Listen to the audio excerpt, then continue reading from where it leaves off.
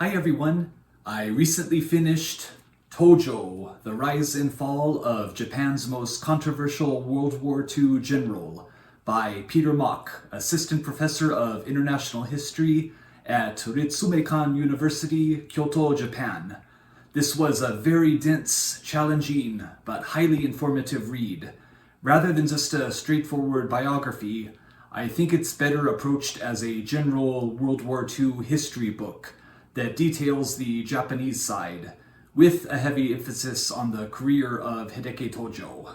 The first two-thirds of the book's 400 pages are rather scholarly in style, providing background on how the Russian-Japanese War influenced Japanese foreign policy, Japan's occupation of northern China in particular during the 1930s, and the creation of Japan's Greater East Asia Co-Prosperity Sphere, a term which was a huge oxymoron.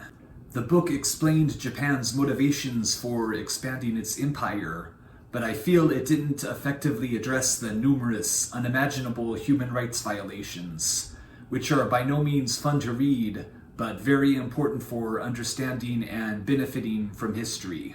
Throughout the book, Tojo's military career is extensively detailed, explaining how he rose to power, with a fascinating look into the literally cutthroat world of Showa-era military politics. You'll come away with a good understanding of the conundrum Japan found itself in as World War II progressed.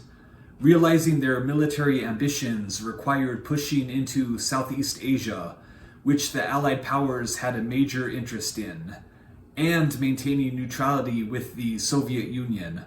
Success in both of these scenarios required gambling on a German victory in Europe, which did not materialize. I found the book became far more interesting to actually read in the final third, with 130 pages detailing the United States' entrance into World War II, and Japan's quickly accelerating downfall.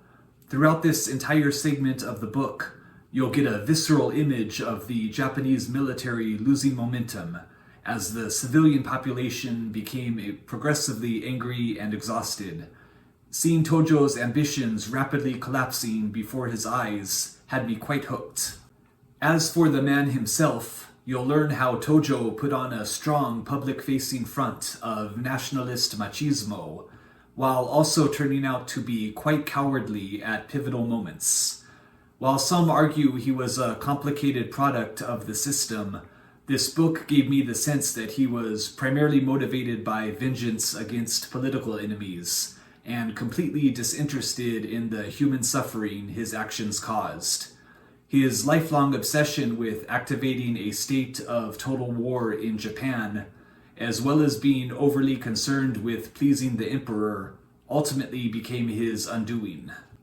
There's also a lot of fascinating ancillary material in the book, such as the wild totalitarian policies Tojo implemented on the mainland at the height of his power as the prime minister, the government's rationalization for the surprise Pearl Harbor attack following correspondence with United States Secretary of State Robert Hull, as well as Tojo's impressive battles with Joseph Keenan during the post-war military tribunal.